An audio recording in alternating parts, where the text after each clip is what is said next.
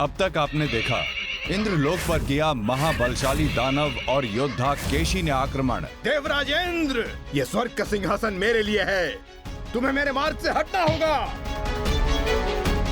परंतु श्रीहरि ने किया केशी को विवश स्वर्ग से पलायन करने पर। हाँ तो ठीक है, आप विष्णु को नहीं, विष्णु के अवतार का अंत कर दीजिए। स्वर्ग के उस सिंहासन के लिए विष्णु के उस बाल अवतार को मेरे हाथों मरना ही होगा। उधर जादूगर ने रचा षड्यंत्र कान्हा के विरुद्ध, और वहीं गोकुल पहुंचे केशी ने शुरायु को समझा कान्हा और किया उस पर प्रहार। आज देखिए कान्हा और केशी का हुआ आमना सामना। और उधर गोकुल में महर्षि हुए कुपित, दिया गोकुल वासियों को श्राप। जिस प्रकार मेरी गायों का भोजन बालक ने नष्ट कर दिया, उसी प्रकार गोकुल में अब कुछ नहीं बचेगा।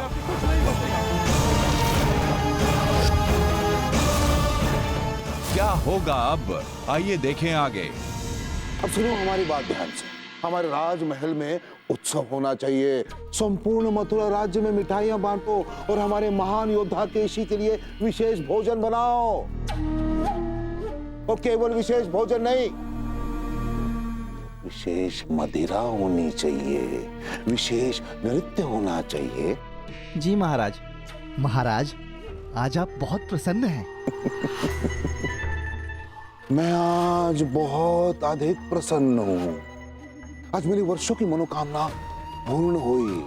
आज केशी मेरे काल का काल बनेगा। मेरा काल सदा सदा के लिए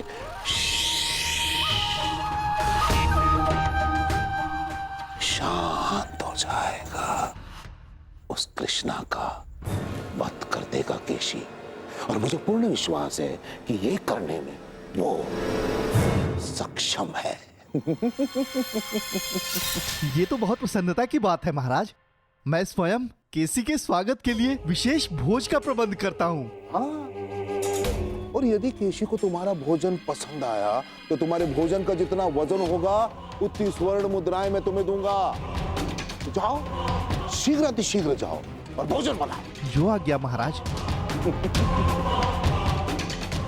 अब वर्षों पुरानी वो आकाशवाणी मिथ्या सिद्ध होने वाली है कि देवकी की 8वीं संतान मेरा काल बनेगी।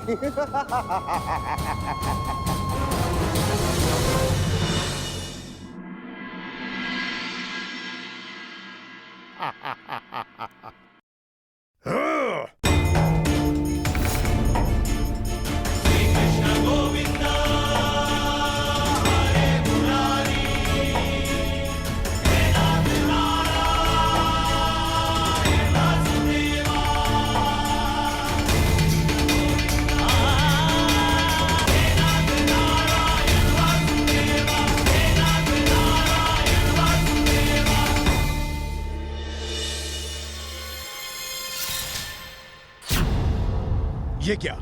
इस बालक के मस्तक पर भी मयूर पंख और हाथ में बांसुरी भी। तुम कौन हो बालक?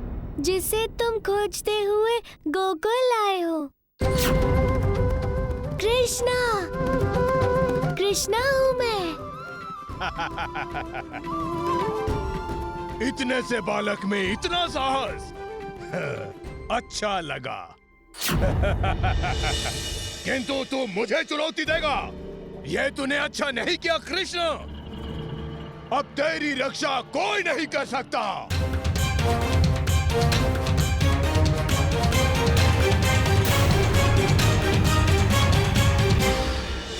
मेरी रक्षा की बात छोड़ो, पहले मुझे पकड़ के तो दिखाओ। मैं नन्हा सा बालक हूँ, जय पराजय का मुझे क्या ज्ञान। मुझे तो बस क्रीड़ा करने में बड़ा आनंद आता है, विशेषकर तुम जैसे असुरों के साथ। बस तुम मुझे पकड़ के दिखा दो तो मैं अपनी पराजय स्वीकार कर लूंगा। आओ आओ, पकड़ो मुझे। और तुम तो अश्वासुर केशी हो, करोड़ों अश्वों की शक्ति है ना तुम में। आओ आओ पकड़ो मुझे, आओ आओ।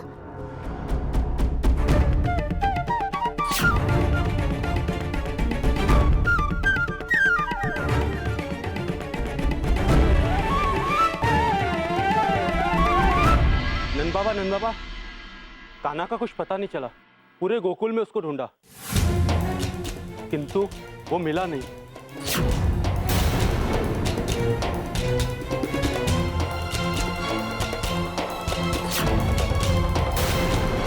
क्या उस बालक को इतनी भी लज्जा नहीं है कि अपनी त्रुटि के लिए क्षमा मांग सके? ऐसे उदंड बालक को मैं कभी क्षमा नहीं कर सकता।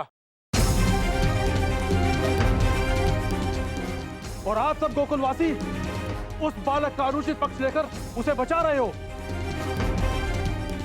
उसके अपराध में आप सब लोग संपूर्ण रूप से भागीदार हैं। और समस्त गोकुल को मैं ये श्राप देता हूं कि आज सूर्यास्त के पश्चात खेत खलियान, वनस्पति, पेड़ पौधे मरुस्थल में परिवर्तित हो जाएंगे। मरुस्थल में परिवर्तित हो जाएंगे।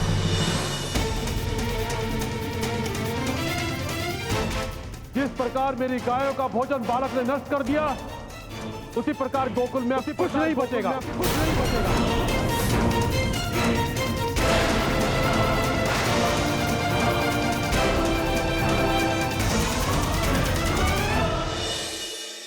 कान्हा, तुम गोकुल वासियों को इतनी बड़ी विपदा में डालकर कहाँ चले गए?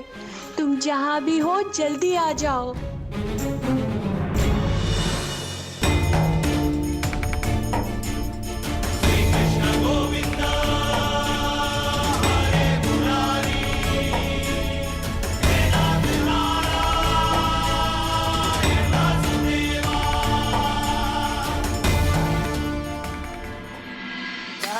नारायण नारायण। देवराज इंद्र, देख रहे हैं ना आप श्री हरि की कृपा, कैसे वो केशी को आज खूब दौड़ा रहे हैं। अश्वासुर केशी वास्तविकता में अश्व के भांति दौड़े जा रहा है, किंतु उसके पश्चात भी श्री हरि को पकड़ने में असमर्थ है।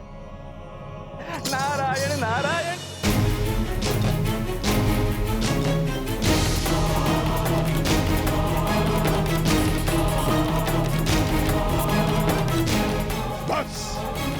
बहुत हुआ ये दौड़ना भागना, बहुत हुए ये बचकाने खेल। कान्हा, अब मैं ऐसी जगह प्रहार करूंगा जहां तुम्हें सबसे अधिक पीड़ा होगी। ये गोकुलवासी है ना तुम्हारी दुर्बलता, अब नहीं बचेंगे ये। अरे अरे, क्रोध बुरी बात है केशी। मैं तो पकड़म पकड़ाई तुम्हारी रक्षा के लिए खेल रहा था, परंतु तुम तो आक्रोश में अनुचित निर्णय ले रहे हो। ठीक है, पर हमारे कर्मों का चुनाव हमारी नियति बनाता है। बाद में ये मत कहना कि कान्हा ने तुम्हें चेतावनी नहीं दी। चेतावनी? केशी को चेतावनी? तुम उस केशी को चेतावनी दे रहे हो जिसने स्वयं देवराज इंद्र को भयभीत कर भागने पर विवश कर दिया, जिसने समस्त देवलोक को अपने अधीन कर लिया था। तुम उसे धमका रहे हो। अब ये तुम्हारा साहस है या मूर्खता, इसका निर्णय तुम अपने अंत के पश्चात ऊपर जाकर करना।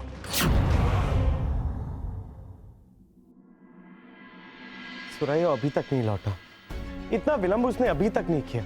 नंदरानी, ये सब आपके लाडले की वजह से हुआ है। सारी कपट वो ही करता है। यदि अब उसने क्षमा नहीं मांगी तो समस्त गोकुल को इसका परिणाम भुगतना होगा।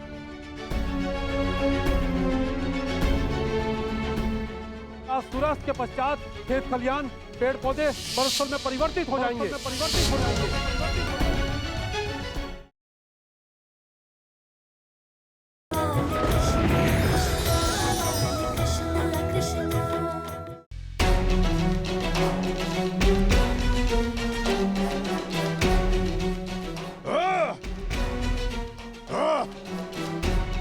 आओ आओ केशी।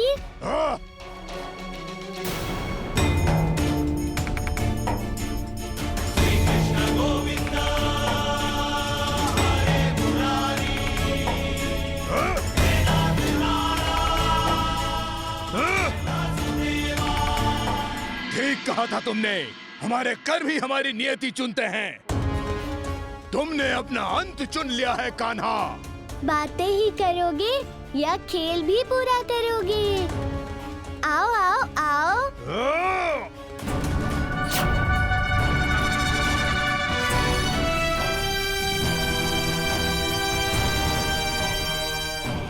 कान्हा छोड़ दे मुझे।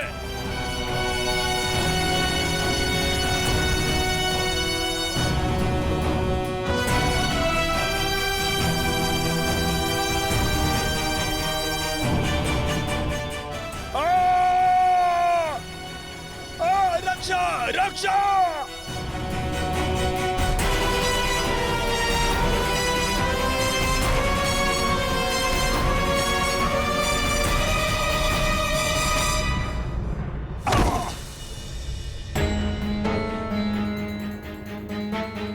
अब मैं इस खेल से ऊब गया हूँ केशी। अब मैं इसे समाप्त कर देता हूँ।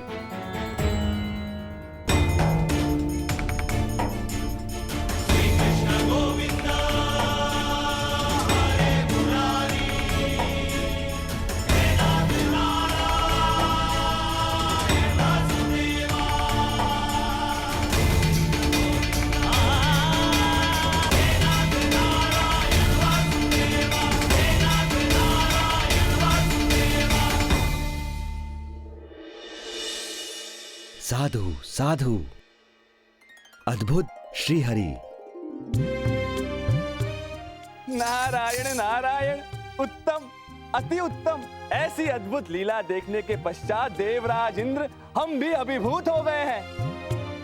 केशी का वध करने के पश्चात श्री नंदलाल पृथ्वी लोक पर केशव के नाम से भी जाने जाएंगे। नारायण नारायण। उत्तम, अति उत्तम नाम है ये देवर्षि। ये नाम आपका भी हो सकता था। हाँ हाँ देवराज इंद्र, हम सत्य कह रहे हैं। यदि आप केशी से युद्ध करके उसे पराजित करके उसका वध करते तब, किंतु यह आपके वश की बात नहीं। नारायण नारायण।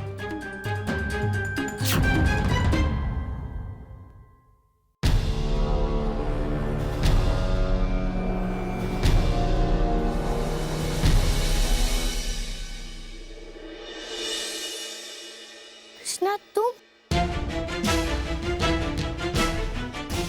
वो असुर कहाँ गया जिसने मुझ पर आक्रमण किया था?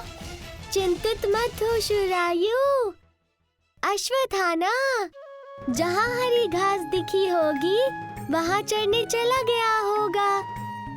अब घर चले, हमारे लिए माखन तैयार होगा।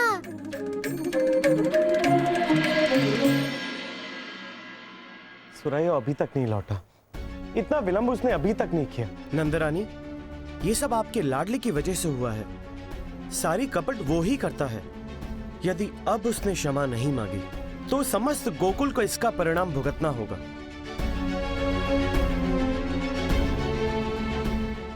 सूर्यास्त के पश्चात खेत खलियान, पेड़ पौधे वनस्थल में परिवर्तित हो जाएंगे।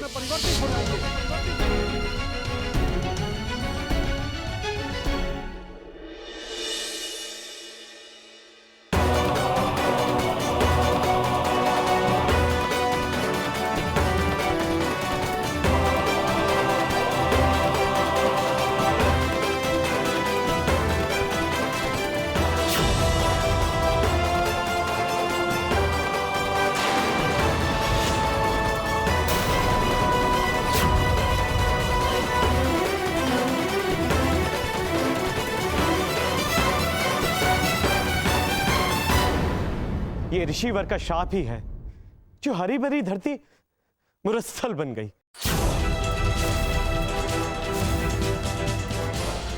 देखो कन्हैया, ये भूमि ये मुरस्थल में कैसे बदल गई?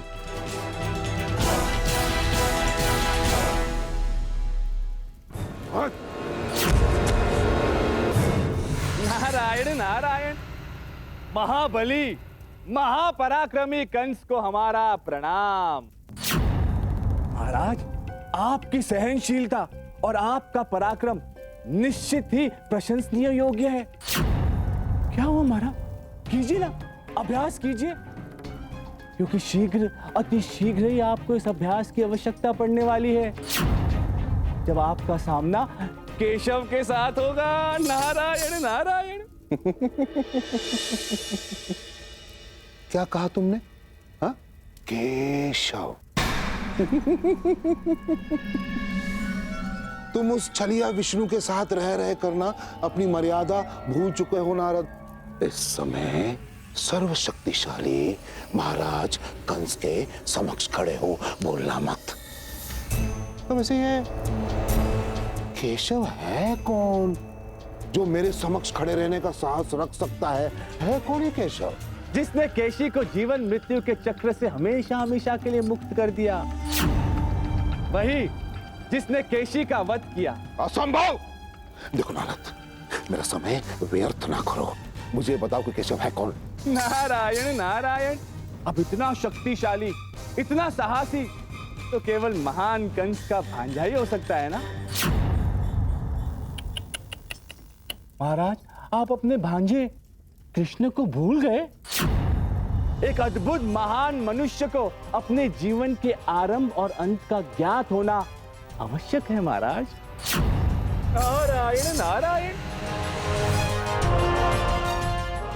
नहीं नहीं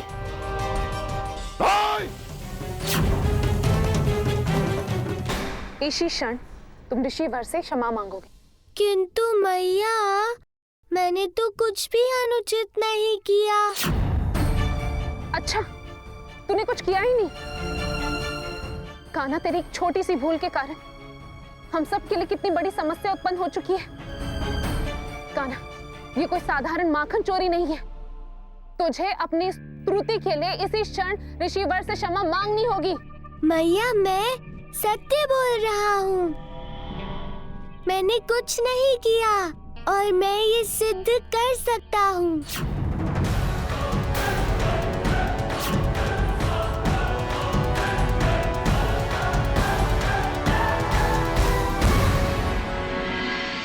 ऐसे कैसे हो सकता है? केशी का अंत कैसे हो सकता है? असंभव है ये, असंभव। क्या है ये? आपके आदेश का पालन हुआ है महाराज। कृष्णा पर केशी के विजय के उत्सव के उपलक्ष्य में सारे पकवान प्रस्तुत है महाराज। अपना वचन मत भूलिएगा महाराज। मुझे इस भोजन के भार के बराबर स्वर्ण मुद्राएं देने का वचन दिया है आपने।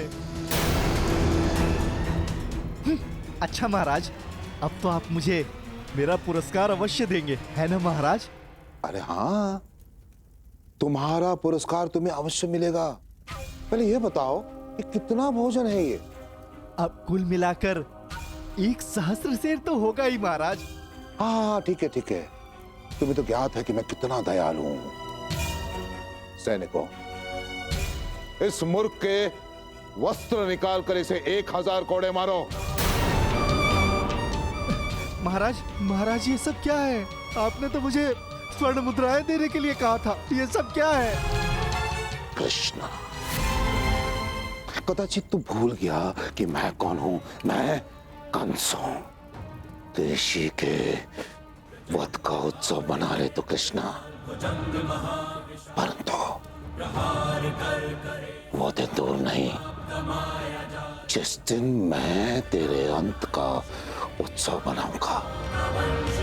परंतु केवल उत्सव नहीं होगा, वो महाउत्सव होगा। जिसने भी ये किया है उसका पता हम लगा सकते हैं। एक सिद्ध पुरुष ने आज ही मुझे ये बेर दिए थे। ये दिव्य बेर है। असत्य बोलने वाला कोई मनुष्य इन्हें खा ले तो उसकी नाक लंबी हो जाती है।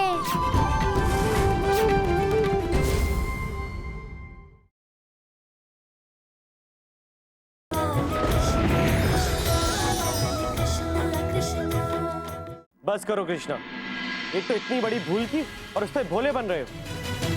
वैसी इतनी बड़ी समस्या उत्पन्न हो चुकी है, उसे और मत बढ़ाओ। असल भूल तो इसके माँ और बाबा की है। अगर इन्होंने कृष्णा को अच्छे संस्कार दिए होते तो ऐसा कभी नहीं होता। मत कहो काका। मेरे माँ बाबा ने मुझे सिखाया है कि असत्य के आगे कभी नहीं झुकना चाहिए। इसलिए मैं क्षमा नहीं मांगूंगा, क्योंकि जो आपको लगता है वो असत्य है। तो बालक, तुम कह रहे हो कि मैं असत्य बोल रहा हूँ? मैंने स्वयं अपनी आंखों से तुम्हें देखा है। क्या आपको पूर्ण विश्वास है कि आपने मुझे ही देखा था? तो तुम्हारे अतिरिक्त बांसुरी और मोर पंख कौन धारण करता है? इन दोनों ने भी तुम्हें अपनी आंखों से देखा है।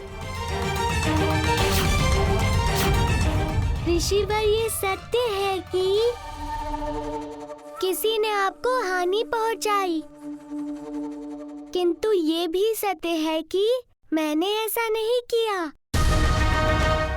पर हाँ, जिसने भी ये किया है उसका पता हम लगा सकते हैं।